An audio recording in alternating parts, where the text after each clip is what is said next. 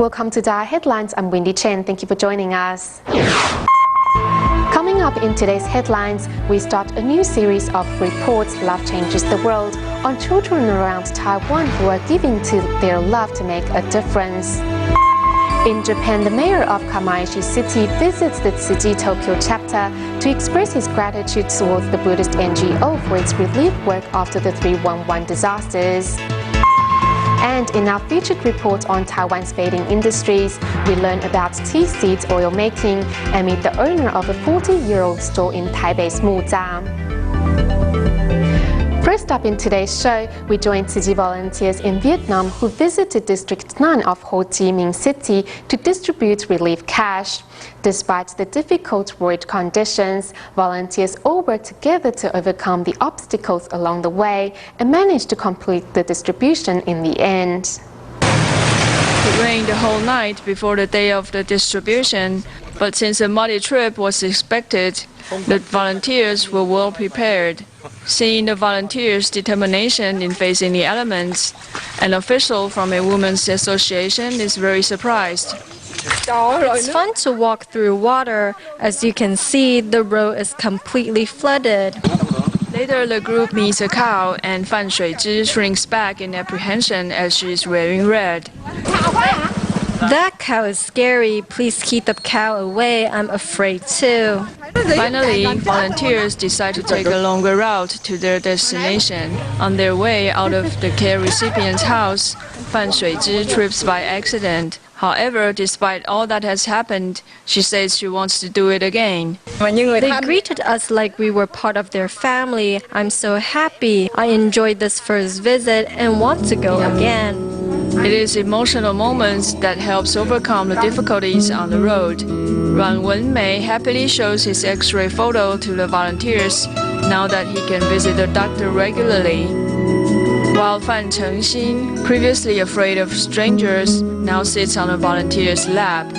The volunteers also brings gifts for the children as June 1st is Children's Day in Vietnam. Li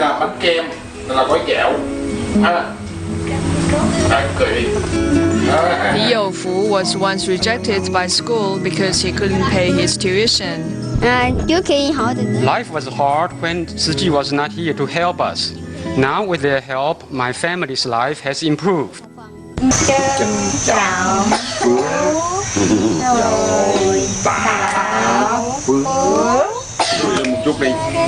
Ran Shijingyin lives with her father. After Tzu Chi volunteers helped repair their house, her father has become more optimistic. Although life is difficult, I still work hard so my daughter can go to school. Seeing the smiles on children's faces and their parents' relief, the volunteers are even more committed to help these people in need. In Canada, Tzu Chi volunteers have been providing scholarships to students of Maple Ridge School of District number 42 for over 10 years. Among the students, Joshua, who is visually impaired, is now able to attend college to study music thanks to Tzu Chi's help. This piece is entitled The Water of Life. Joshua wrote it especially for Tzu Chi. He's been receiving Tzu Chi's scholarship since kindergarten. Now he's going to college to major in music. We appreciate this buys a lot of experience for our young people, and that's good for our future. Thank you very much. Tzu Chi volunteers in Canada provide scholarships to students in Maple Ridge School of District number 42 every semester so they can enjoy extracurricular activities. These two brothers who love to dance win competitions often, and their sister also once received Tzu Chi's help. For more than 10 years, Tzu Chi's help changed many students' lives.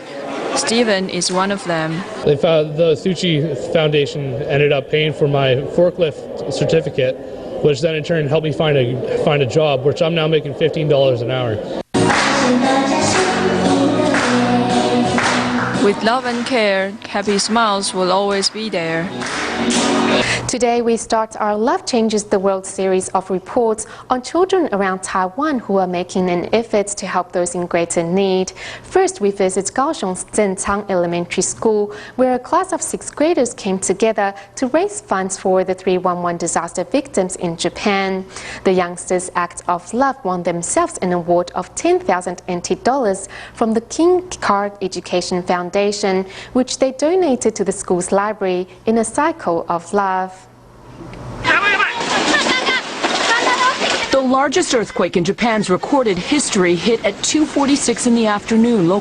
The video footage of Japan's 311 disasters shocked the students of Kaohsiung's Zhencang Elementary School. All right, we have just had a look at how devastating the disaster left Japan. Let's think about what we can do for the victims. Give them relief items or medication. Pray for the victims. Donate money. We can raise funds from each class. That's a good suggestion. We don't just fundraise within our class, but involves the whole school. So is this idea doable? Great, let's clap your hands and pass the idea. Though young in age, the students wanted to donate what they could and began searching for ways to send their love to Japan. The youngsters designed brochures and went from class to class to invite the whole school to join their fundraising campaign. This is a brochure on the 311 disaster. Please take a look. The students raised more than 160,000 NT dollars and also put their sincere blessings into writing. The rainbow and sun represent hope, so I hope that will give them some courage. The donation was passed on to Tzu Ji and was personally delivered into the hands of the disaster victims by the volunteers. The youngsters were later awarded by the King Card Education Foundation for their efforts in helping those in need. We humans are not that powerful. Nature will come back at us. At first, I thought it was impossible, but we managed to get the donations and blessing cards into the hands of the victims. We were able to turn the love from just our class into the great love of a whole school. The fundraising process lets the students know that they too have the ability to make a difference. Thus, they decided to donate the 10,000 NT dollar award to the school's library. With love inspired, the youngsters now regularly volunteers at the Home for the Disabled and also sort recyclables at the local environmental station. The fundraising campaign has taught the students a precious life lesson.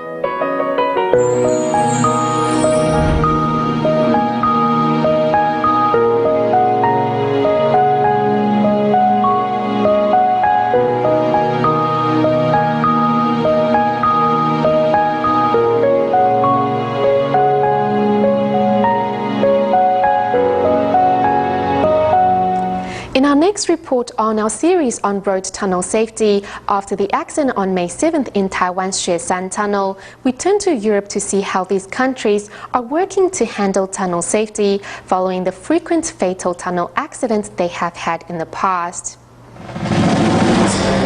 In March of 1999, the Mont Blanc Tunnel, which runs under the Italian Alps, was the site of one of the world's worst tunnel fires, with temperatures reaching 1,000 degrees Celsius. It was 2 days before the fire could be put out, and 39 people were left dead in its aftermath.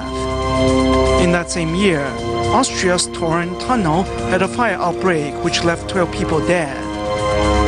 2 years later in Switzerland, in the St. Gothard Tunnel, the world's third longest tunnel, a collision between two trucks started a fire that went on to kill 10 people and destroy 40 vehicles.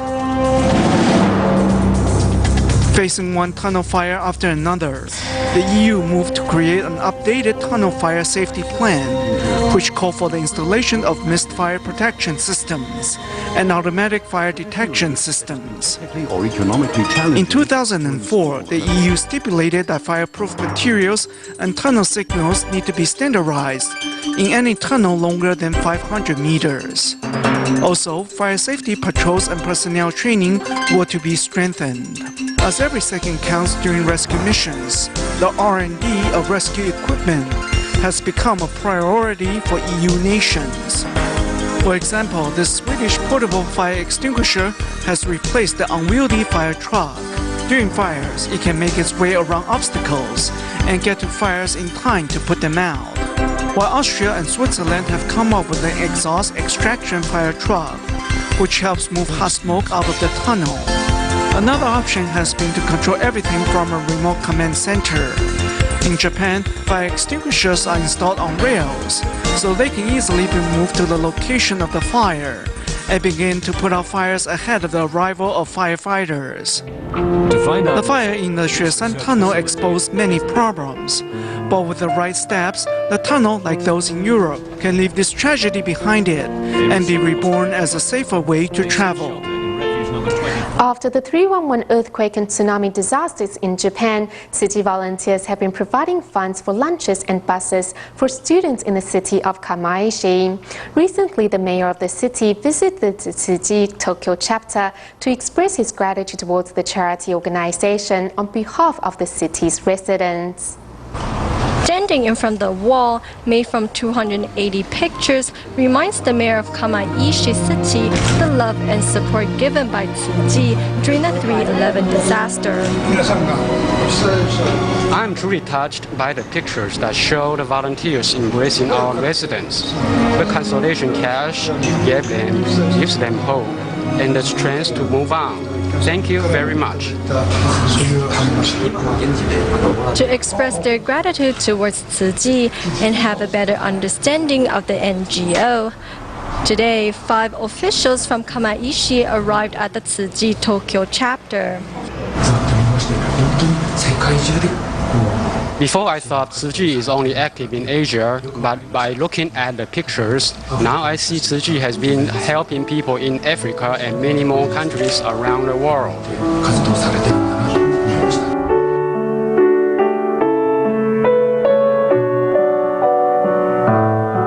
Thanks to Tsuji volunteers, when looking back at the 311 disaster, the images captured are not just pain and suffering, but also love and care from people all around the world. Last week, a group of delegates from China's Suzhou Health Screening Center arrived in Taiwan to gain a deeper understanding of Tsuji and its missions. After a tour in Taipei, the medical personnel visited the Yuli Tsuji Hospital and Master Zhenyan in Hualien this Monday. Apart from putting on an indigenous dance to welcome a group of delegates from China's Suzhou, Yuli and Guanshan Tsuji Hospital superintendents are also sharing their medical experiences of the Buddhist NGO. I think the medical staff here not only work under emergency situations to save patients' lives, but now there are treatments at 6 a.m. in the morning, something we've never heard of in our hometown. Humanitarian-centered, Yuli Tsuji Hospital is the first medical institution on the island to begin providing morning clinics. The hospital is small, but what they do is quite amazing. They're serving people and saving lives. This is really wonderful. The 13 medical personnel next arrive at the Jingsi abode in Hualien to share what they have learned in the past few days with Master Zhenyan. When I go back home, I will try my best to go on a vegetarian diet and eat only 80% full. It is not only of great benefit to me, but to society and the world. I think we should share Tsuji's philosophy in Suzhou, and what we need to do is promote health prevention. We shouldn't wait to treat patients when they're ill, but to tell them how to maintain good health. Safeguarding all residents' health and respecting every living being is the goal of all Tsuji's medical mission. 开拓的第一步呢，在各位的爱心，我们凝聚起来呢，大家有志一同，把这一个医疗典范哈，那守护健康，守护爱，在那里呢，把它展现出来。 Master Zhenyan hopes that everyone can come together, despite different backgrounds and religious differences, to create miracles in the medical field.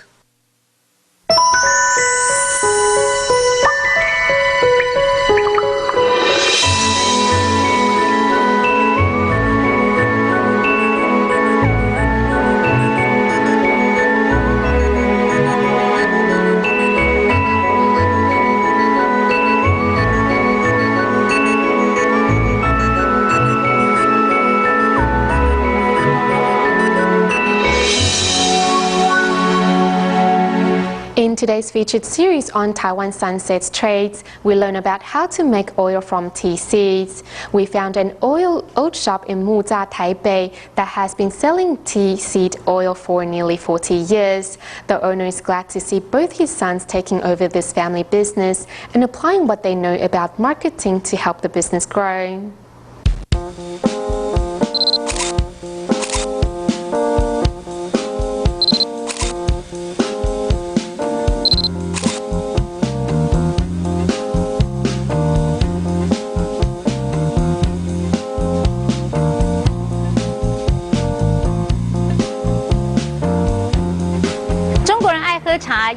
Chinese people love drinking tea, and some won't go a day without it.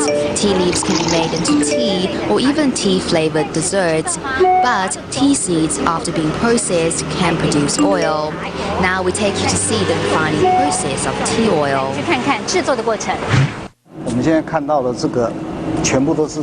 What we see here are all tea seeds, which, as the name goes, are the seeds of tea that can be pressed for oil. The seeds are harvested once a year, near the end of October. The ones we see today are baked to bring out their aroma. The oil produced is good for seasoning rice noodles.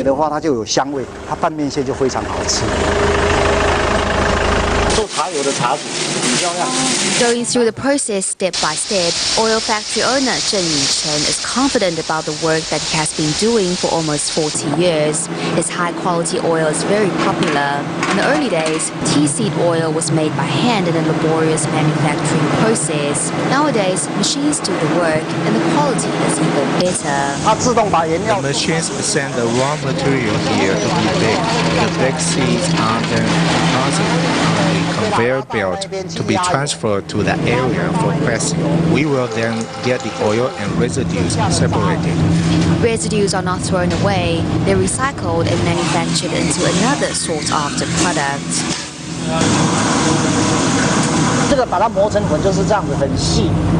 These are ground into a multi-purpose cleansing powder for your hair and body. Take a handful and mix it with a bowl of water, and the mixture is ready for use. The bottle in my hand is oil made from baked tea seeds. The color is very distinct. It's a good food for people with frail health.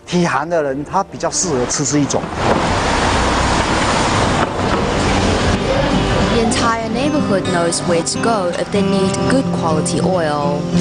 On the internet, people say his oil is one of the 3 specialties of the Muzha area. They make their own oil. Though Zhen's shop is old and has never been renovated, the specialty cooking oil attracts customers from near and afar. Zhen's entire family runs the business. While his wife takes care of the shop, he and his 2 sons work in the factory. Zhen's strict work ethic and perfectionist nature are great inspiration and motivation for his children. I watched them work like this from when I was very young. It's hard work, and you have to do everything yourself. Sometimes you work past midnight. To carry on the family business, the brothers have to learn from the beginning. They have also come up with new business plans. Tea seed oil appeals more to middle-aged or older people. So our business direction will have to integrate marketing to reach the younger generation. We do mostly manufacturing, so marketing will help us find younger customers. Now that both his sons are in the business, Zhen has more time to himself, which he spends on planting trees and vegetables outside the factory. Sprinkle the tea seed husks all over the lawn as organic fertilizer. They will keep out the weeds. Thinking back to his days as an apprentice, Zhen appreciates how his hard work and dedication have paid off. I have classmates who went into the oil-making business but gave up very soon. They would rather do something that requires less physical labor. I have been doing this since I started working, and I have kept at it. I only know about oil. Humble as he may be, John is nevertheless an expert in making tea seed oil. His success story centered around determination serves as an inspiration for us all. The number of new immigrants in New Taipei City ranks the highest in the country. In Santong District, Tzu Chi volunteers invited 17 new immigrants to Taipei Tzu Chi Hospital for free health checkups so they can feel family-like care and love far away from home.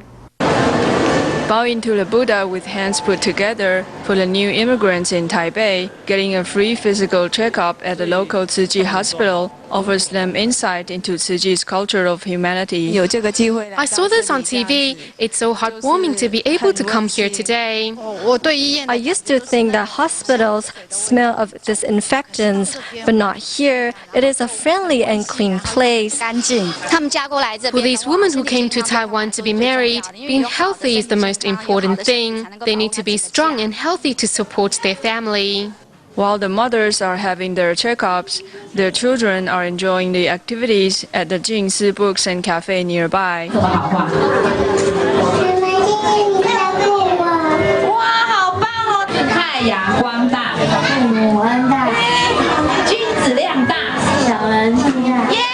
With the volunteers' help, these children are having fun while learning at the same time. In 2009, Tzu Chi care recipient Yenti from Indonesia underwent surgery for breast cancer. Unfortunately, cancer reappeared 7 months later, but thanks to the help from Tzu Chi Foundation, Yenti was able to undergo chemotherapy. Though her condition did not improve after the treatment, she hopes that she can continue her volunteer activities once she recovers. One look at Yenti's swollen right arm and it is obvious that all is not well. Although Yenti previously underwent surgery for breast cancer, this year her condition has once again worsened. Volunteers are here to do what they can to cheer Yenti on. I'm sick again. Maybe that means that I have to do even more good deeds in the future. So I have decided that once I get better, I will be even more active as a volunteer. Yenti previously took part in Tzu Chi's home visitations as a way to express her gratitude for the support that Tzu Chi provided a year before when she was undergoing chemotherapy. Sister Yanti has so much love in her heart. She was always asking when the next home visitation was in hopes that she could participate. When Tzu Chi volunteers came to look after me, I saw how much love they have in their hearts. They comforted me so much, and so I hope to one day bring the same level of care to others. Although Yanti has had to give up her participation in home visitations for the time being due to health concerns, she still donates to her coin bank as a way to help others and also holds on to the hope that one day she can care for others the way she has been cared for. At the end of today's show, we go to Malaysia and join medical staff in Tzu Chi's dialysis center in Penang as they carry out a fire drill. Firefighters were invited to share tips on what to do in case of emergency and how to properly use a fire extinguisher. We'll leave you with these images. Thank you for watching DaAi Headlines. Goodbye.